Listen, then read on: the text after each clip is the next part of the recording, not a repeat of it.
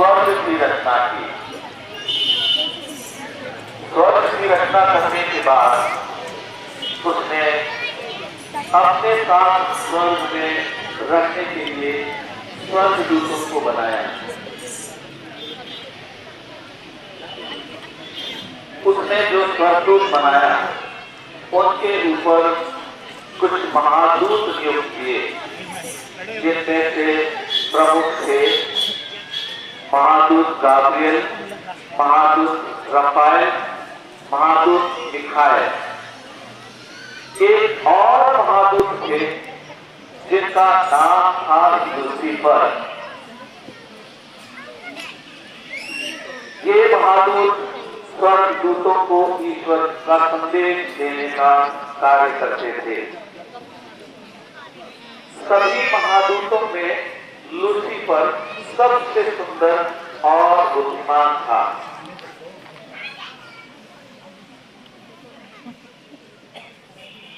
उसके पास सभी स्वर्गदूतों को आकर्षित करने का हुनर था। वह अपनी बातों से सबों को अपने पक्ष में कर देता था। सभी स्वर्गदूत उससे बहुत प्रसन्न रहते थे और इसी कारण उसके मन में ये विचार आया कि मैं तो ईश्वर के सदृश हूं। वह अपने आप को ईश्वर के बराबर समझने लगा। वह चाहता था कि ईश्वर सृष्टि की रचना में उसे अपना सहयोगी बनाए, लेकिन ईश्वर ने ऐसा नहीं किया। इसलिए लूसीफर बहुत क्रोधित हो गया। यह निर्णय लिया कि वह स्वर्ग पर अपना अधिकार स्थापित करेगा। स्वर्ग पर अपने अधिकार को स्थापित करने की योजना के तहत उसने बहुत सारे स्वर्गदूतों को अपने पक्ष में कर दिया और अपनी योजना को पूरा करने की तैयारी करने लगा। अपनी योजना को पूरा करने के लिए वह अपने सहयोगियों के साथ स्वर्ग छोड़कर चला गया।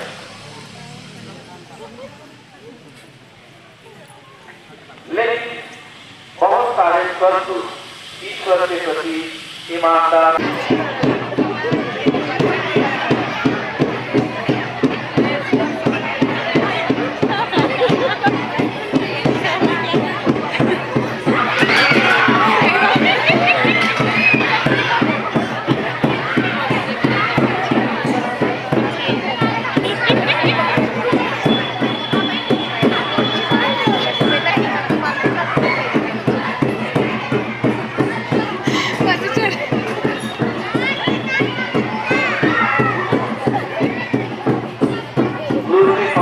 अपने सहयोगियों के साथ स्वर्ग पहुंच गया।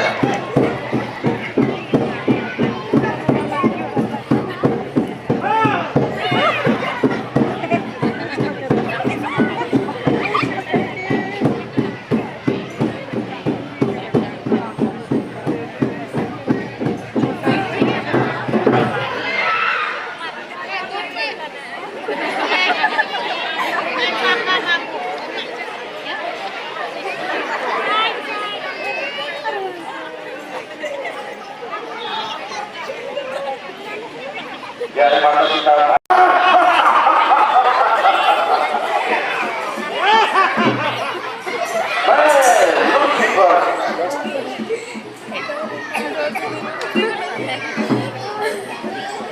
आप सबों का इस्तेमाल करता हूं। आज जिस दुनिया में आप रह रहे हैं उस दुनिया में मेरा साम्राज्य है। आप लोगों के जीवन में जो बुराइयां हैं वो सारी बुराइयां मेरी की हुई है। आप जितने भी बुरे काम करते हैं, ये मैंने सिखाया है। और अगर आप सभी मेरा साथ देंगे, मेरा सहयोग करेंगे, तो मैं एक ऐसा साम्राज्य बनाऊंगा जहां रहकर आप हमेशा आनंद और खुशी का अनुभव करेंगे। तो क्या आप लोग मेरा साथ देंगे?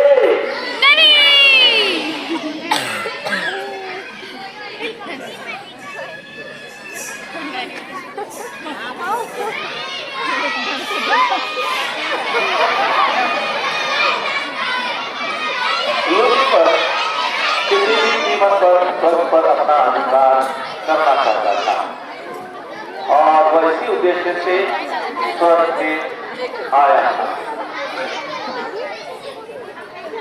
पिता ईश्वर ने लूसीफर की मंशा जानकर कि वह युद्ध के लिए स्वर्ग आया है, उसने भी स्वर्ग की तरफ से अपने एक महादूत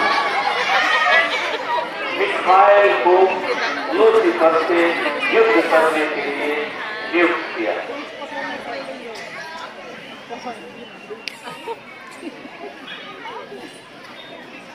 प्यारे माता पिता, भाई बहनों, वर्षों से हमारे पालन की जो परंपरा है, संत मिखाएल और लूसीफर की लड़ाई का, तो अब वही परंपरा स्टेज पर आपको दिखाई जा रही है। कृपया इसको ध्यान से देखें और इसका आनंद लें।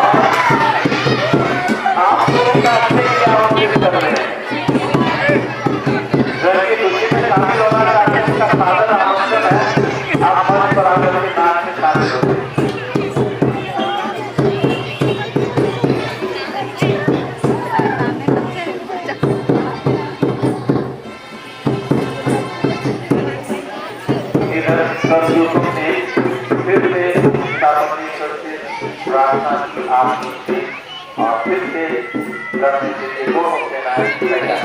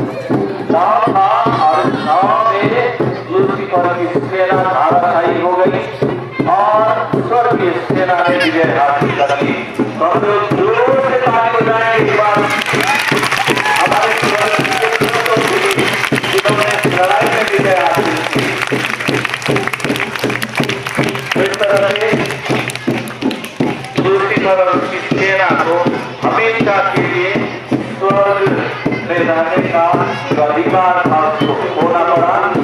उन्हें स्वर्ग से धकेल दिया गया और वह धूलों में जाकर से गिर पड़े।